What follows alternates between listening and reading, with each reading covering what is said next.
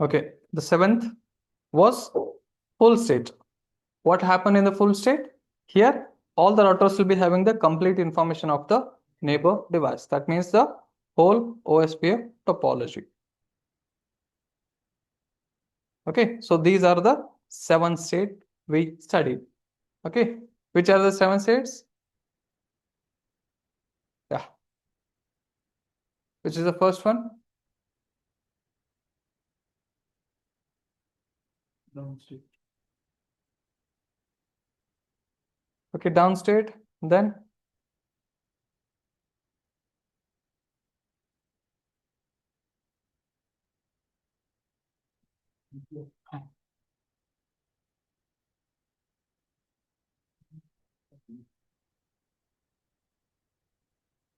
init state. Then link state. Huh? Exchange start. For sure.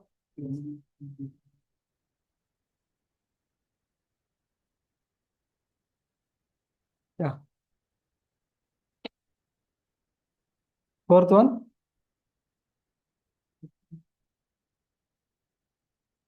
X start state. Next. Exchange.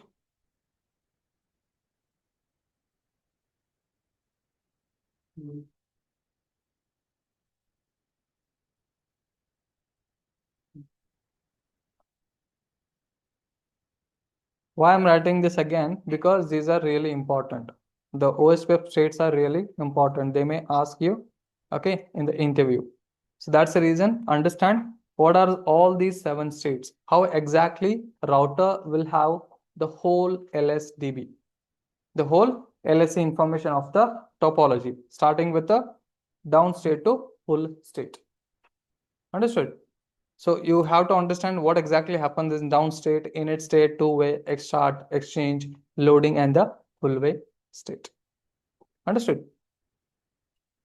So now we'll see like how it will maintain the neighbor and LSTB.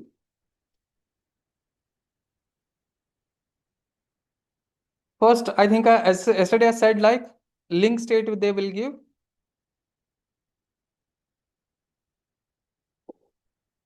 What about distance vector protocol? Distance vector protocols, they will give what? Periodic updates.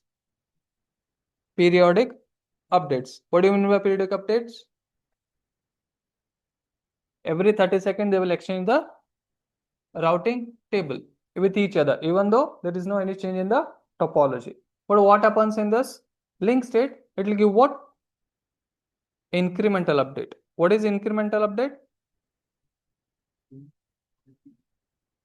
After initial LSF flooding, it will exchange the routing table only if there is any topology change.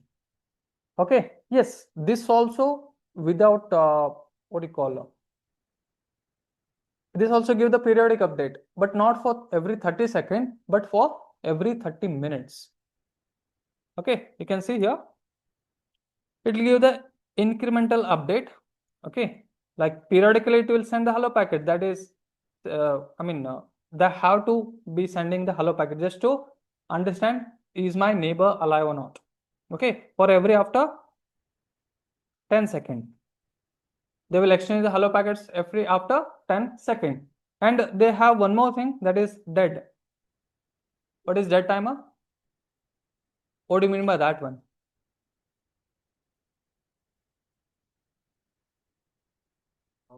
If the neighbor is down, okay, it is not going to wait for up to 240 seconds, what you are saying in the RIP. Okay, within a just 40 seconds, it is going to remove the routing information of that dead router. Okay, that is why they call it as a dead timer. 40 seconds in the OSPF. Yes, and that's the reason convergence rate is also fast here. Why convergence rate is fast? Here routers are, they are not going to wait for 240 seconds. That is nothing but 4 minutes. Within a 40 second, it is going to send the information or the update to all the routers in the OSPF technology. Sorry, OSPF topology, that this route is down. Okay, just update it in your LSA information. Okay, or LSTB I can say. So all router reflood the LSA every 30 minutes, even after there is no any changes occur in the topology. As I said you, what I said, yes, here also it will reflood the same routing table, even though there is no any change in the topology, but not for 30 seconds, but for the 30 minutes. Okay, and each LSA has a separate timer for reflooding. It is not like every router it is going to reflood the same immediately at the same time. No, if the router 1 is sending or reflooding that at the 30th minute, then router 2 may be sent at the 31st minute, like that. Okay, what if they do the same at the same time? What if they do, what if they reflood the LSA information at the same time after every 30 seconds?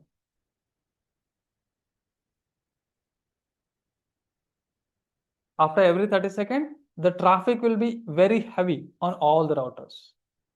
Okay, because what's the reason? Again, they will be exchanging the routing table. So traffic will be heavy on the each link or a router. So that is the reason they have some different reflooding times. Clear? So this is how they will maintain the neighborship. Next, we have this timers. One is what? Messages. Hello message, that is of every 10 second, and that is what? 40 second. And we have database descriptor. It's nothing but the LSTB. Okay. Next, we have LSR, link state request. Where you are seeing in these two? These three. In which state? We are seeing these three messages in loading state.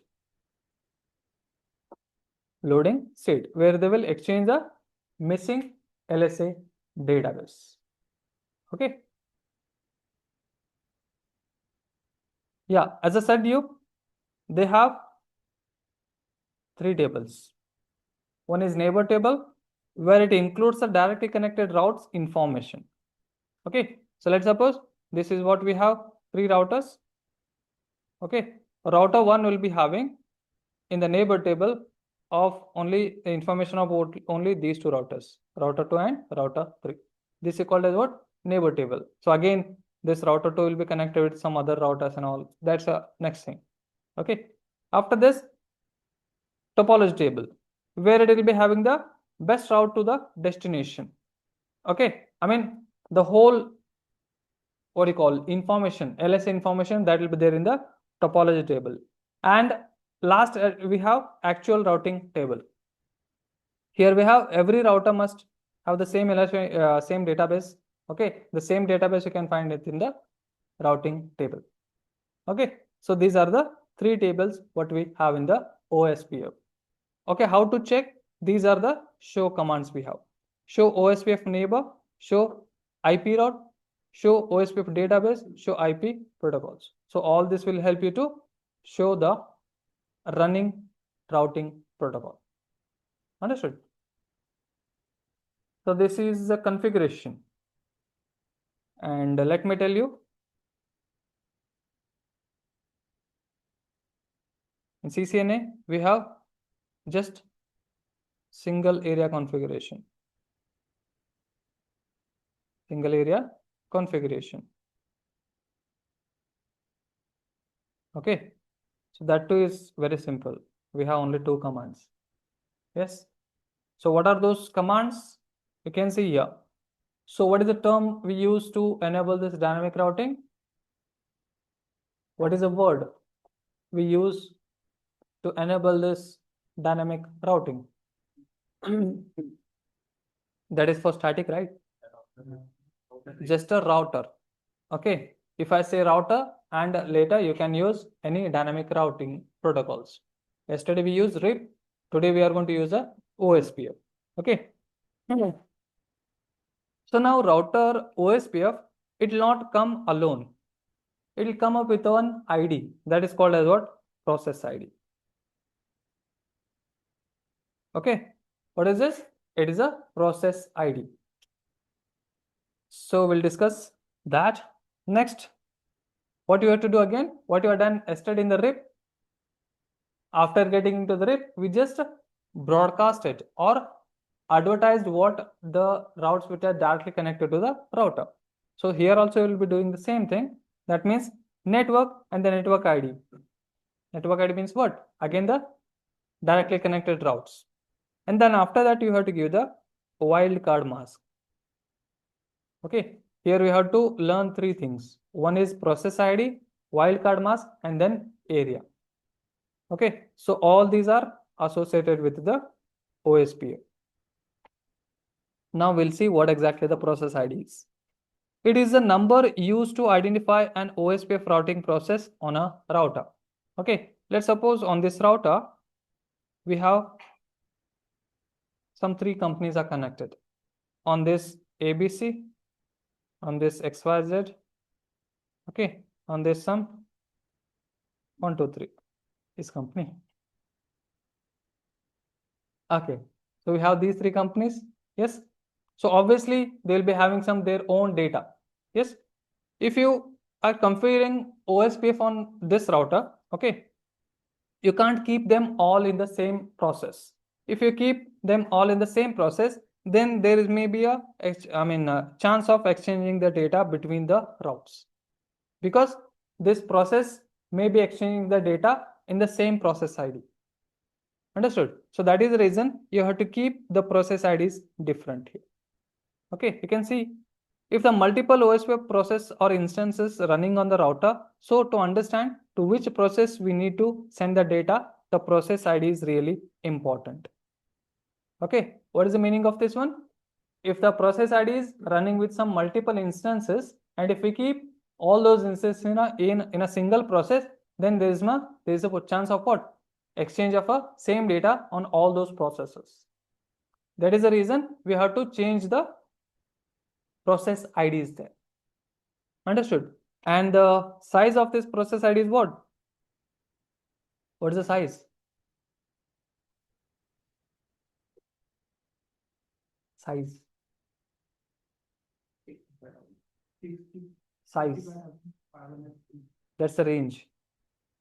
Size. 32. Are you sure?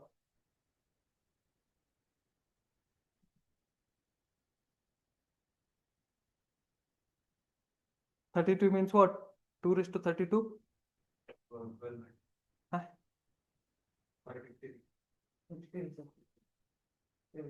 It is 16 bits.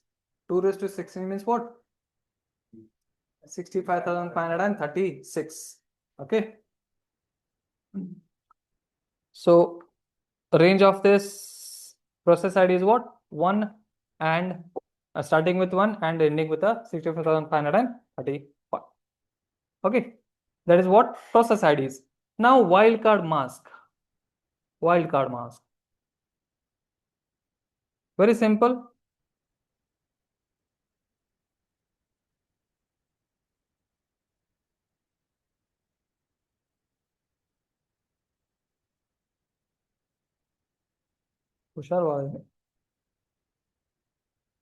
Yeah. What is this subnet? Sorry, wildcard mask? Opposite of the subnet mask. Okay. For example, if you have an IP address like 192.168.10.10 with a /24. Okay. What is subnet mask? 255.255.255.0. Okay. Now to find the wildcard mask, we just need to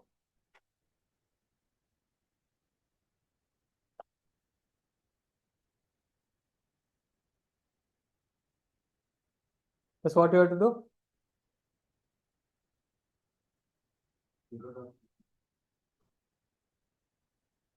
How we got that one?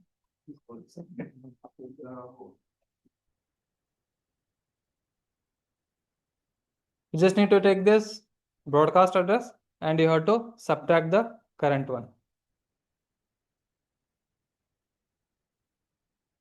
It's a simple way to find it. Okay, 0.0.0.250. Okay.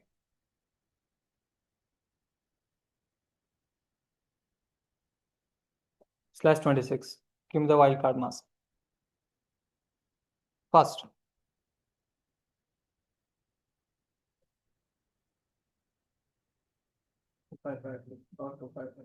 Wildcard mask.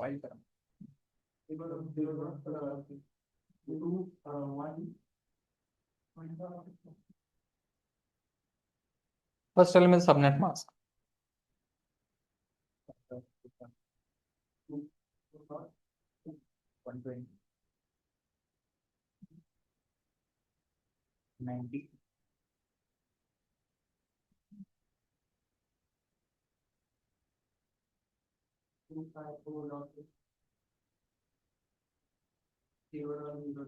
Subnet mask. 192. 255.255.192 or 0.0.0.192. No, sir. 252.92.90. 0.0.63.253. 0.0.63.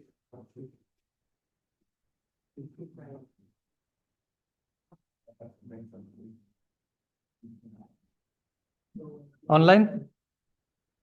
Is there anybody online? Mr. Bosu, Narendra, Mr. Pradesh.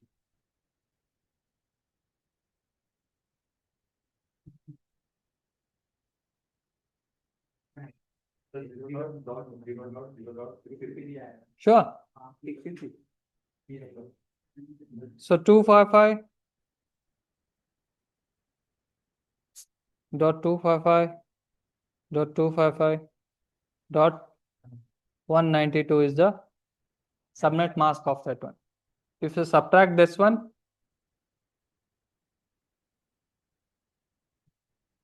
63, you are going to get it.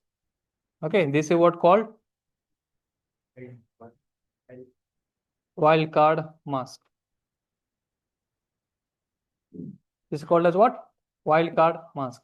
This is used in OSPF, EIGRP, and ACL. That is access control list. Okay. So clear about wildcard mask, everyone? Yes. So what is this? A wildcard mask is a 32-bit binary number that indicates which part of an IP address to match and which to ignore. So what you are seeing in the subnet mask, if there is a 255, then we can't change that one. So in the wildcard mask, if there is a 0, then we can't change that one. If there is a 255 or any other number than 0, then we can give it as a host ID. Okay, it is totally ulta of the subnet mask. Clear? So wildcard masks are similar to subnet mask, but they differ in how they match binary ones and 0. Okay, if there is a binary 1, then that is a host part, and if there is just binary 0, then this is called as what? Network bit. Clear? And next we have area number. So area is a logical grouping of the routers within an autonomous system. Okay, here what we are going to do, so this is my ISP. Okay, this ISP is called as what? One autonomous system number. Okay, within this we have lot of routers. We have lot of routers connected with each other. Okay, and this one we can call it as a area. Area 1, area 0, area, like this kind of thing. Okay, some other areas will also be here in the same AS. Understood? So what is this? It's a logical grouping of those routers within the same autonomous system. It is not a physical grouping, it is a logical grouping. We are going to keep those into some different area based on number of area here. Okay.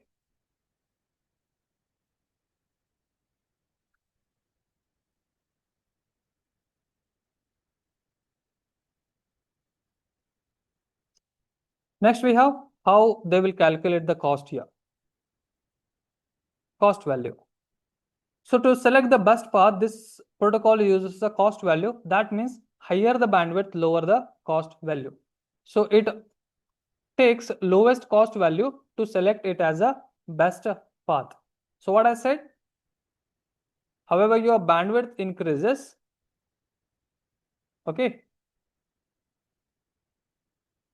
your cost value decreases, and it always look for what?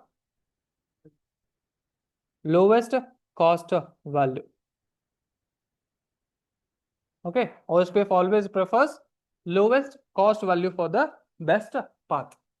Okay, so means when all routers shares a LSA including bandwidth, all routers will calculate the cost value to reach each and every router in the topology which are connected in the network. Okay, and it only enters the path which is having the lowest cost to the routing table.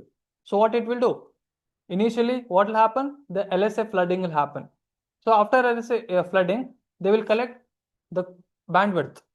They will collect the bandwidth, and every router will calculate the cost value for every other router which are present in the network.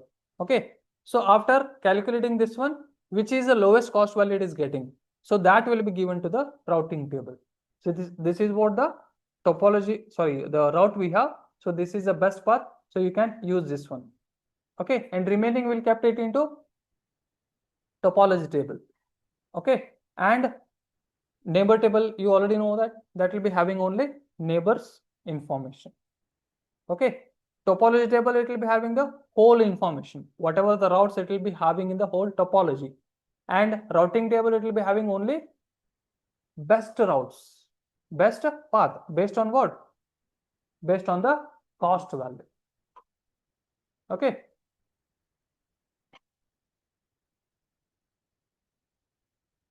So how they will calculate the cost value? By just a formula called cost is equals to 10 raised to 8 divided by bandwidth. So this is how they will calculate the cost value. Clear?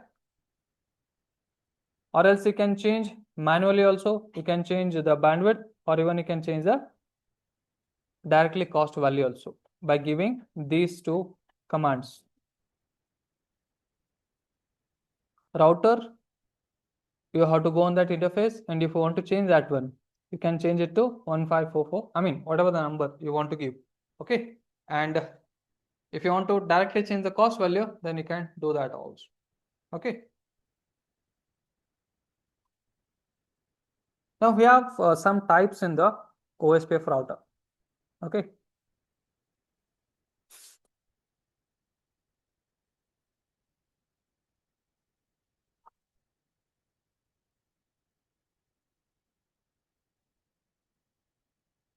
So types of routers in a OSPF. First one is a backbone router. What is this? A backbone router, which is a member of area 0. Area 0 is kind of a elder. Okay, is kind of a grandfather, I can say, in this OSPF, where every router has to be part of this area 0. Okay, just to exchange the information of this LSAs. Okay, so whatever the router which is there in the area 0, that is called as what? Backbone router.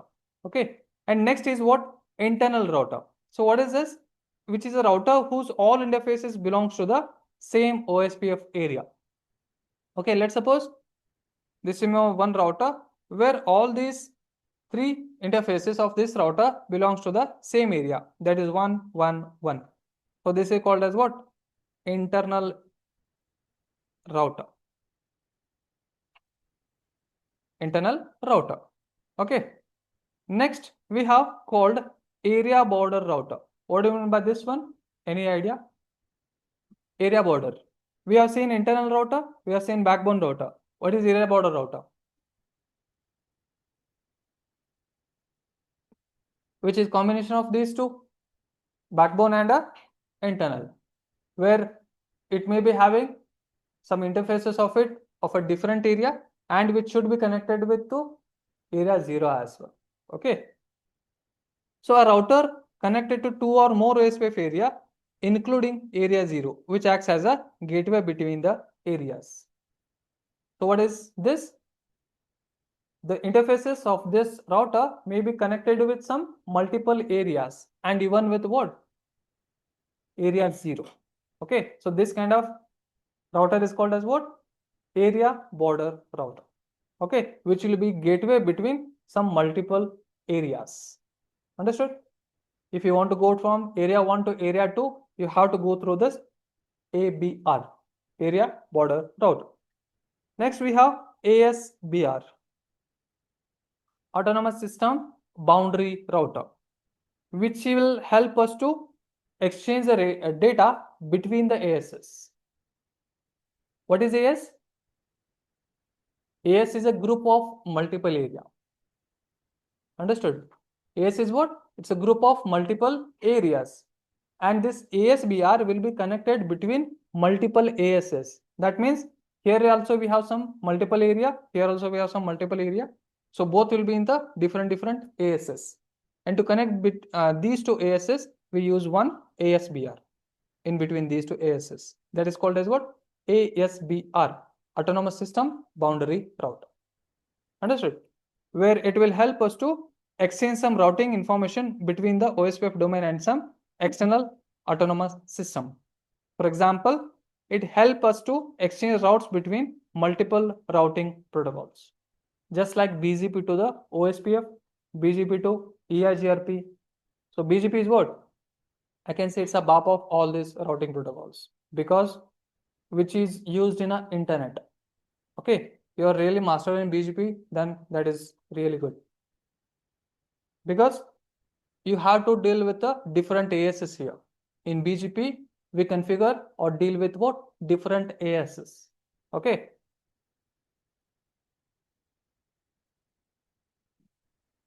So next we have DR-BDR election.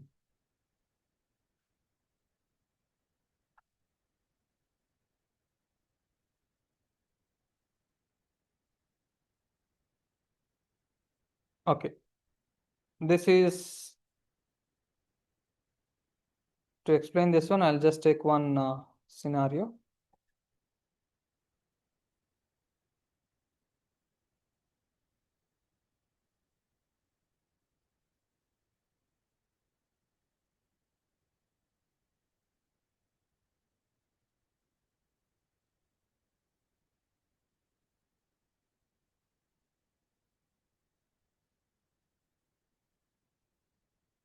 We have this scenario. Okay. So in this scenario, let's suppose we connect one router to this router 4 newly. Okay. This router 6 is connected to the topology. Then what will happen? What it do? It will exchange the same information to everyone because the topology got changed here. So in this time, it's going to use one multicast address. Okay. So that will be sending it to R3, R5, R2 and R1. So what this R1, R2, R3 and R5 will do? They will also send the same thing. Yes, I got a new route from this R4. Okay, so this is what it is. So it is going to send it to R2, R3, R4 and R5. So once they start to send the same thing, okay, there is a possibility of creating a loop. Okay, so just to stop this loop, we are going to make two leaders in the OSPF topology, and their names are like DR, who is nothing but the designated router. Okay, he's the captain of this one. Yes, whatever is happening in the topology, I should know it first. Then I'll tell it to everyone. This is what the DR means. And what is BDR? It's kind of a deputy. Deputy means what? He'll be just sitting with the DR. Okay, in absence of DR, I'll be functioning. Understood? So this is what? Captain and his deputy. Okay. This is called as what? Backup designated router.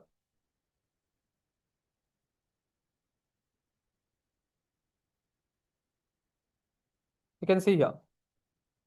The DR and BDR election is required to prevent the loops in the network. After the election of the GR and BDR, every update should be gone through DR and BDR. Like what?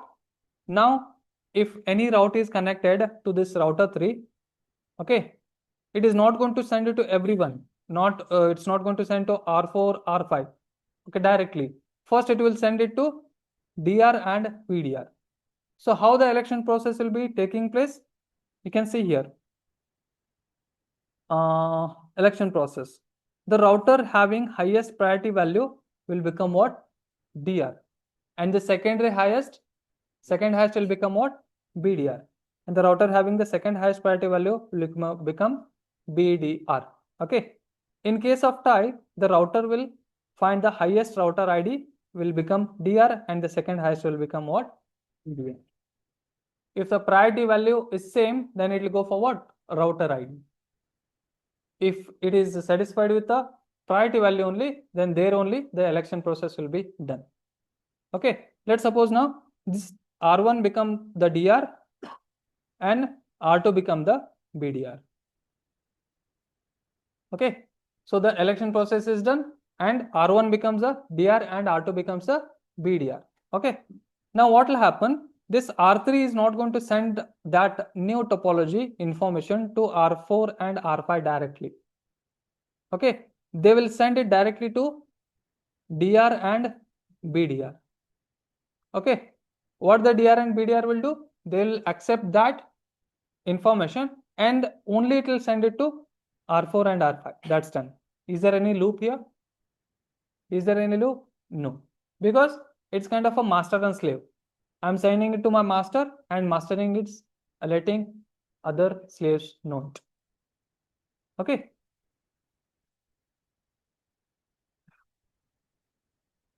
Yeah, it'll should be gone through the DR and BDR. Like the DR other routers will send the update to DR router and DR will update the same message to all the other routers. And at that time, BDR will be idle. And if the DR goes down due to any problem, then the BDR will takes over as a new DR. Okay. So what do you mean by this one? Again, the same topology.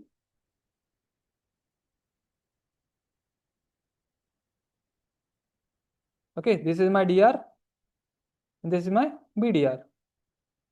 And let's suppose this goes down, this DR, something happened, okay, cable failure or power failure, it got down.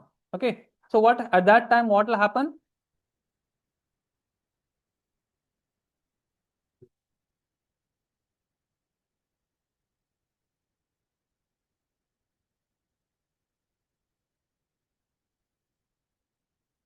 At that time what will happen? This BDR immediately become what? DR. Okay,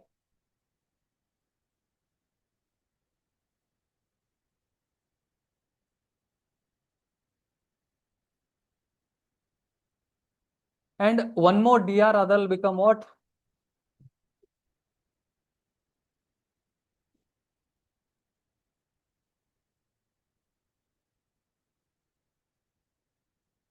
One more DR other will become what? New BDR. New BDR. Okay, so until this comes back, this will be DR and the router 3 will become BDR. Okay, but there is one thing that is called preemption.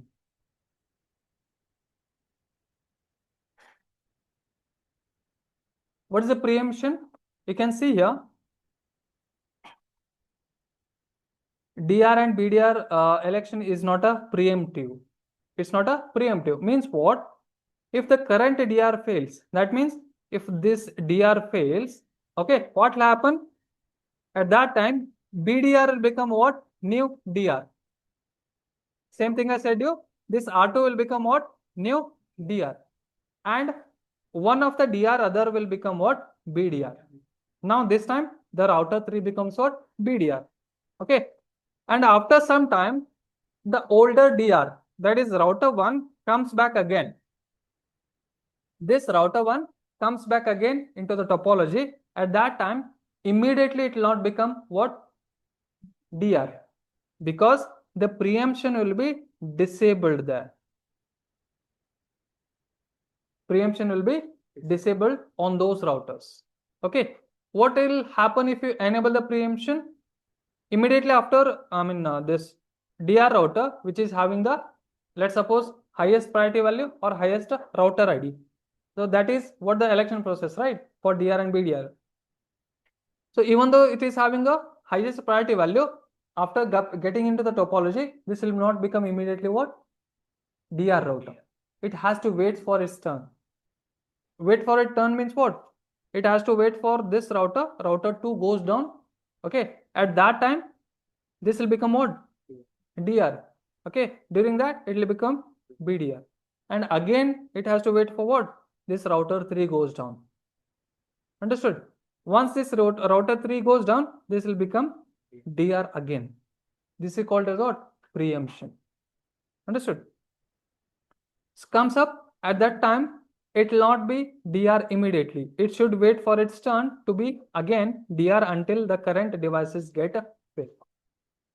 Okay, so this is what the DR and BDR, election and preemption. Clear?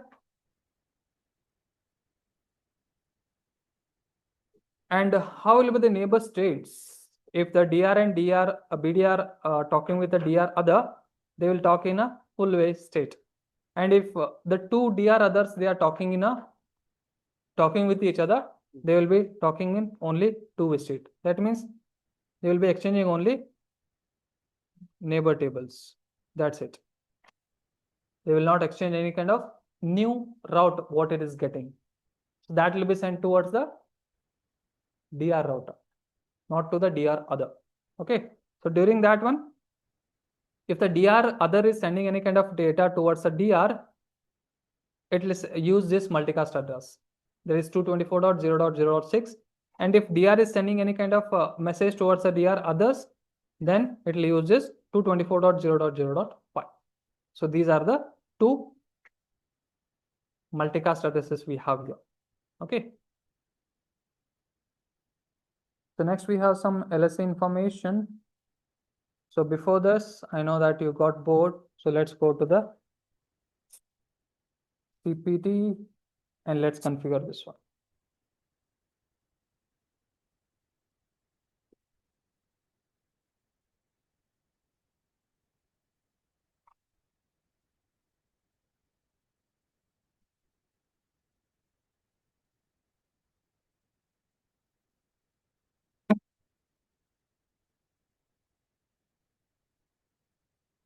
This is same. Yesterday I used for RIP.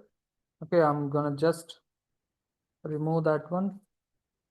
And let me see. I think I didn't save it, right?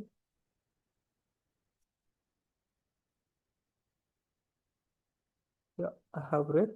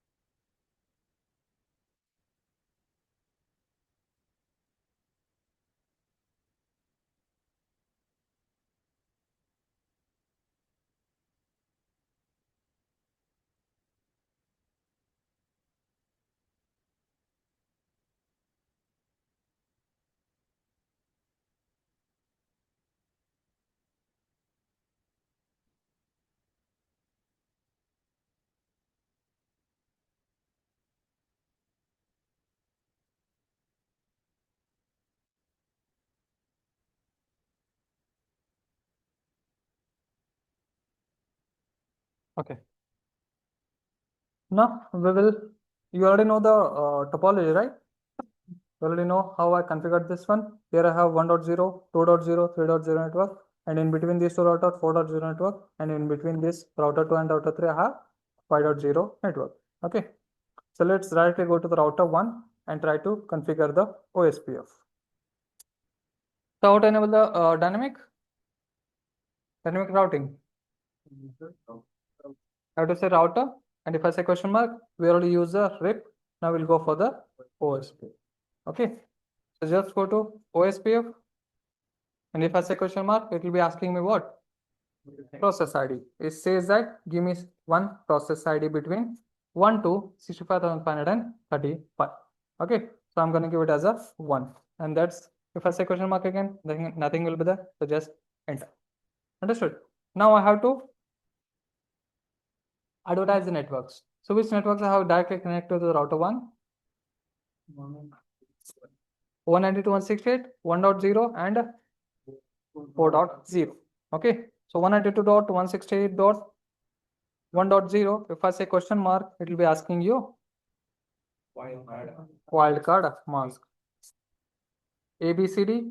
That means you have to give the OSPF wildcard bits. Okay. Now tell me the wildcard bits.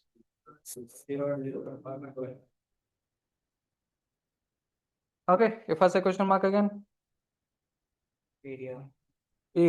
Okay. I'm gonna make it as a area 1.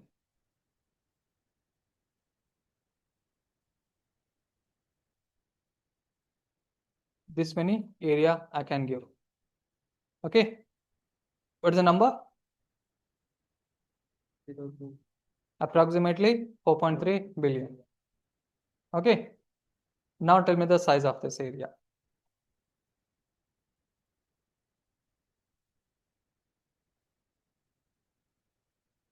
Size of the area ID.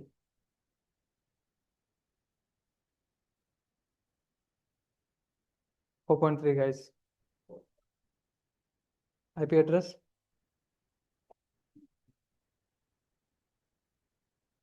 Array 32.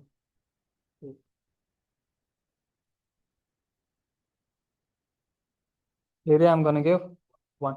Okay. That's it. And one more I have to advertise, that is 4. That is done.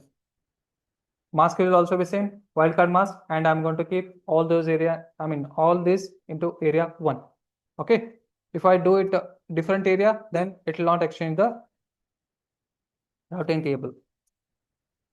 Okay. Now let's go to the second router.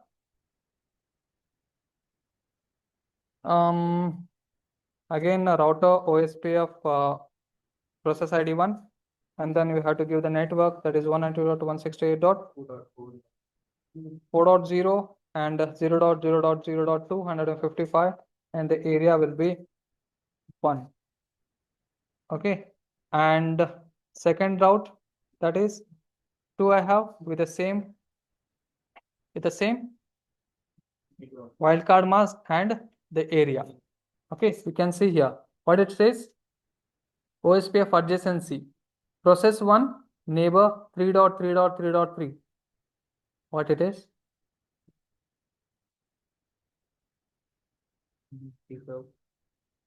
It's a loopback address I have created on the router 1.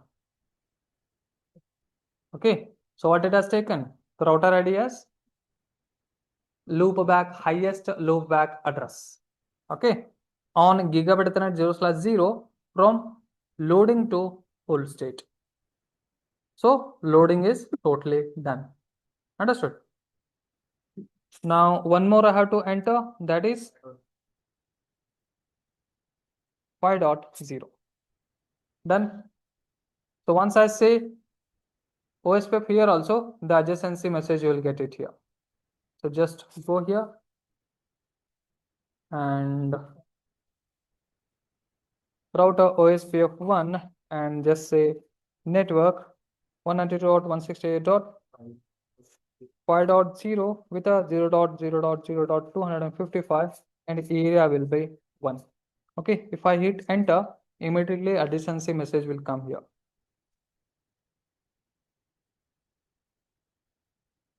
Okay, one more network, that is 3.0. Okay, with the same area. Done. You can see adjacency message. OSPF adjacency. Okay, process 1, neighbor. Who is neighbor? 192.168.5.2. Why 5.2? Because that interface is having highest IP address. I didn't created any low back interfaces here. Okay.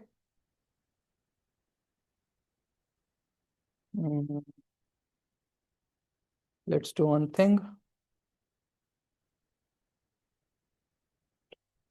Yeah, the last one we have router ID. Okay, it will ask you for what? Router ID. Let's change the router ID of this one. So let us make it as like 1.1.1.1. Okay.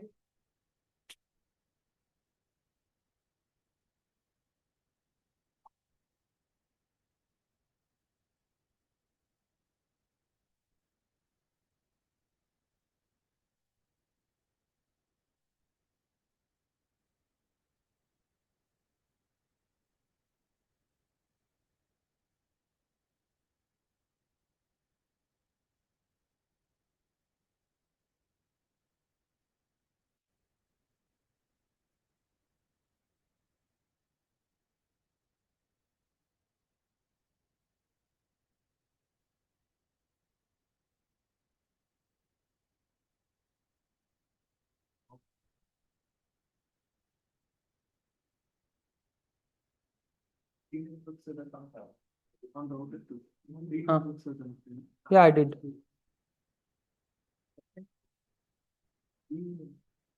Added as 3. 4.0, 2.0, and 5.0. Yes. What's the issue? Okay.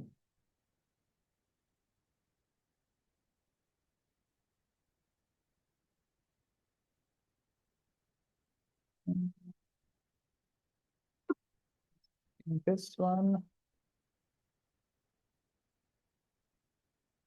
2 IP protocols. Please, 100. What is the router ID here?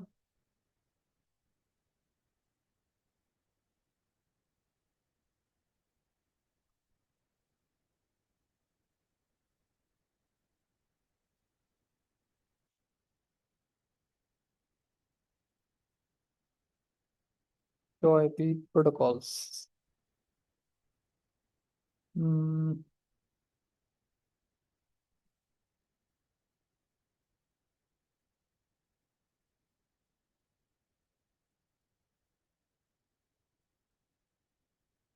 Okay, enable show IP route.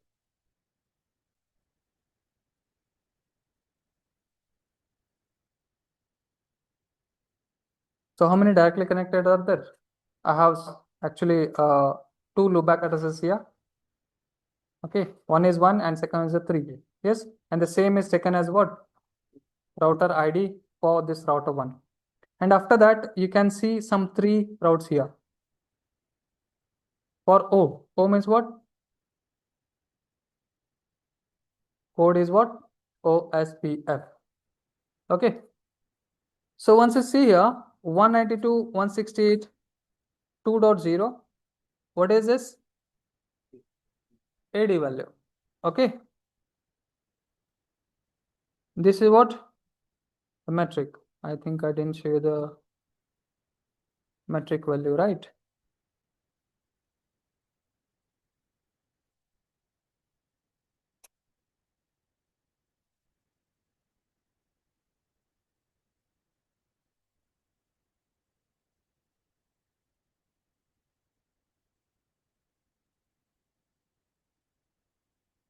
Yeah, this is what the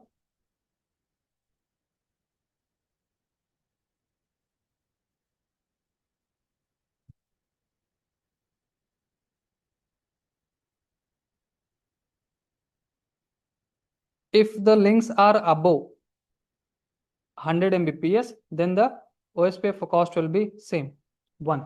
Okay, if it is 10 Mbps, the cost will be 10, 1.544 Mbps, 64, 768 kbps, 133, 384 kbps, 266, 128 kbps. It is a 781. So this is the cost table of the OSPF. 100 Mbps and above, all the cost will be 1. Okay. So if you look at this, routing table.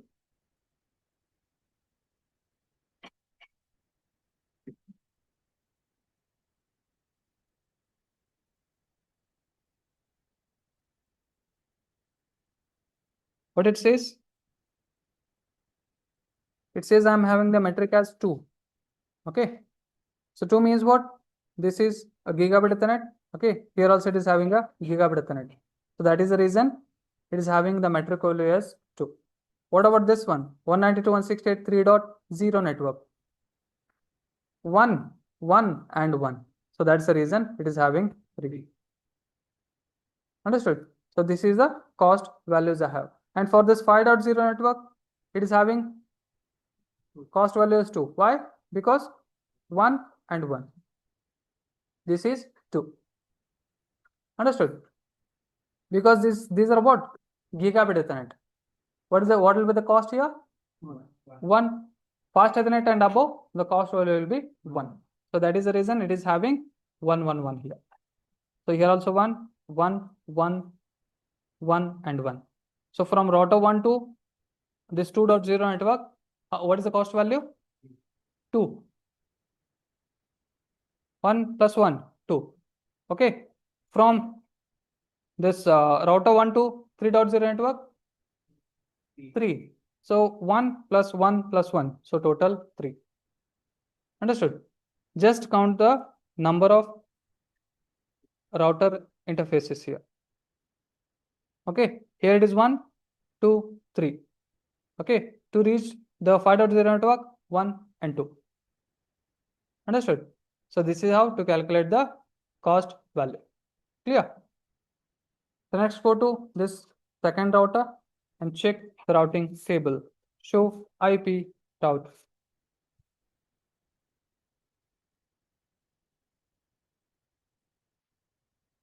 So how many routes here added? With the help of OSPF, only 2. One is 1.0 network and second one is a 3.0 network. So what is the cost value of both? It is 2. Understood? So both are having the AD value as what? 110. It is connected via 192.168.4.1. 4.1 is nothing but what? It's a next hop, and this is the exit interface. So automatically it will learn everything. Understood? So let's go to the last router. So see show IP routes. So here also it will learn how many IP addresses, how many routes? 3 exactly. With the help of this OSPF, 1.0 network, 4.0 network and the 2.0 network. You can see the same thing here. 1.0 network where it is having the cost of less 3 because it has to jump 2 times. Okay. Next it is having 192.168.2.0 network. Here it is having cost value as 2.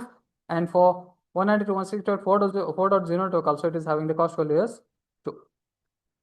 Okay. So these are the metric what it use. So what the metric we used in the RIP protocol?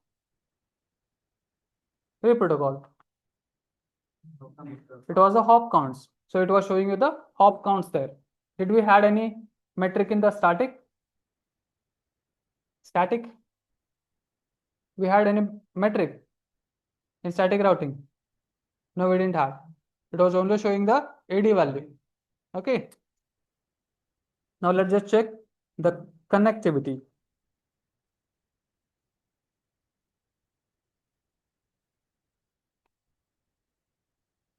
Desktop command prompt, just say ping 192.168.3.1. Does it ping?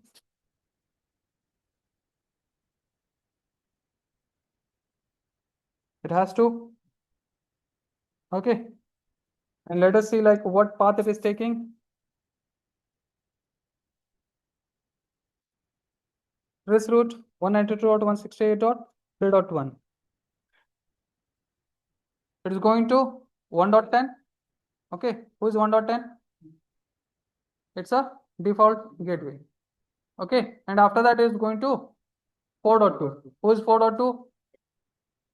The router 2's gigabit Ethernet 0/0. Next it is going to 5.2, that is here.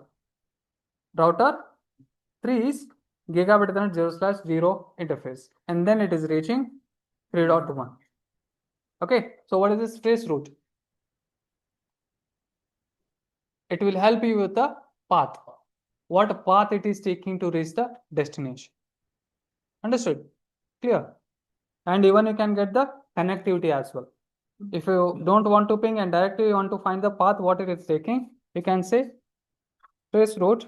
Okay, 192.168.2.1. Going to 1.0, 4.2.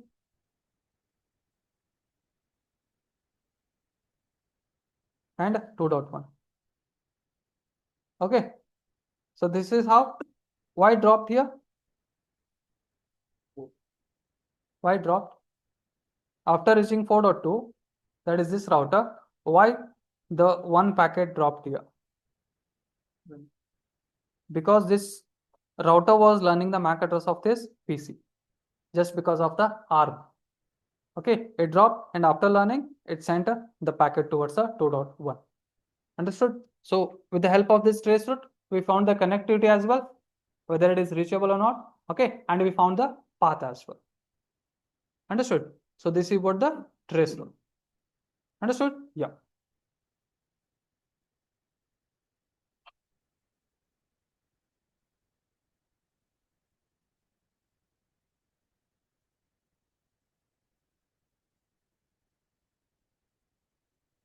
Okay, let's discuss those LSA types, and these are also really important.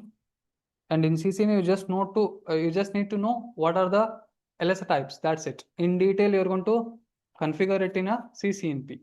Okay.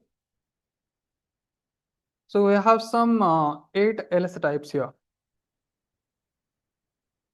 So first one, it is a router LSA. It is called as what? Type 1 LSA. So it is generated by all the OSPF routers, which is generated by all the OSPF routers just to advertise the router links like interfaces and their states and the connected network within the same area. Just to give its own information to the neighbor, that is called as what? Router LSA. It's a type 1 LSA. And second one, network LSA, which is generated by the designated routers in a multi-access control like in a Ethernet, okay, which will describe all the routers connected to the same multi-access area network, okay, which is generated by whom? DR router. Okay, next is summary LSA. This is a type 3, which is generated by the ABR, area border router. What is ABR? I mean area border router,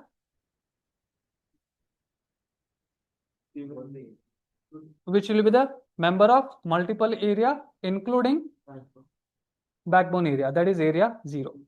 Okay, so here it advertises the routes between the OSPF area sent from one area into the another area, except it is not going to send it to the backbone area, that is area 0.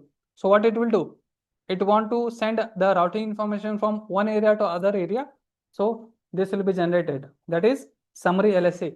Okay, that is a type 3 LSA, which will be generated by the area border routers. Next we have summary LSA for ASBR. So it is again generated by the ABRs, area border router, just to locate where exactly the ASBR are there in the network. ASBR means what? Autonomous System Boundary Router, where it is connecting to the internet or the different ASs. So to find where exactly this ASB are in the router, this ABR they are going to generate this summary LSA router. Summary LSA for what? ASBR, where it is going to advertise the location of the ASBR to the other area, where it's going to propagate the other areas to indicate how to reach the external routes. Okay, and remaining is what? Type 5, that is AS external LSA, which is generated by the ASBRs, which is going to advertise the external routes like routes from the BGP or static routes into the OSPF domain. That means from other, what do you call, routing domains, just like the BGP or static into the OSPF domain, whatever the router exchanges, that will be happening because of this ASBR routers. Okay, for that one, the ASBR router is going to generate the AS external LSA. It's a type 5. Next, we have NSSA external LSA. This is generated by the ASBR in not so stubby area. Okay, not so stubby means what? What is stub routers? Stub routers. Yesterday only I said. Default. The routers which has only one route to reach any other routes. Okay, that is called as what? Stub router. Edge router, I can say. So this kind of LSA is generated by the not so stubby area. Okay, like ASBR, just to advertise the external routes into the NSSA. The ABR translate this type 7 LSA into the type 5 LSA for the other area. Okay, and the remaining, that is link LSA type 8 and intra area prefix LSA type 9. These are for the IP version 6, which is used in OSPF version 3. Okay, so first one, link LSA, which is specific to OSPF version 3. Here, each OSPF version 3 router is going to generate where it is configured with the IP version 6 OSPF operation. Okay, it is going to describe link local information such as IP version 6 link local address and option and facilities of a IP version 6 OSPF operations. Okay, and last one is what? Intra area prefix LSA, which is type 9, which is again specific to the OSPF version 3, just to understand or give the prefixes of the IP version 6. Here prefix is nothing but the slash value, what you have seen in the IP version 6. So same thing we have in IP version 6 also. There we call it as a prefix value. So based on this prefix value only, the internal routers or a node, they are going to generate the IP version 6 IP address on itself. Okay, just to know the prefix value to all the routers, all the nodes in the topology, this LSA is generated. Intra area prefix LSA will be generated. That is type 9. Okay. So these are some LSA types we have in the OSPF. Clear? So floating static, we already completed yesterday. Yeah, we completed OSPF today. Understood? So let me tell you once again, like we have only one area, single area configuration in the CCNA. Okay. For multi-area configuration, again, you have to go for the CCNP level. Okay, again, now the authentication will take place. A lot of things will be there in the CCNP, advanced level. Understood? Yeah, any question in this one? If no, then we'll end it here. Online, Mr. Bosu, Mr. Narendra, Mr. Pratish. Are you there? Yes. Have any question? No, sir.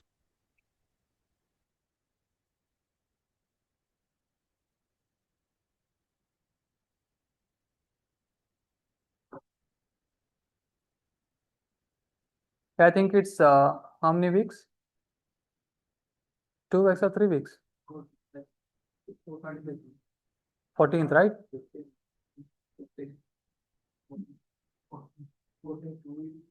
Okay, if anybody continuously remain absent for 2 days, I'm going to remove the drive access.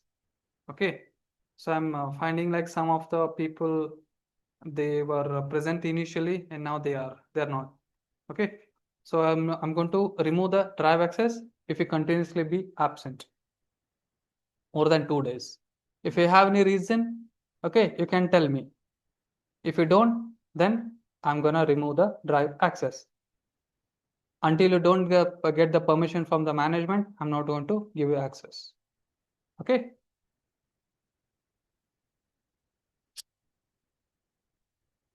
Okay then.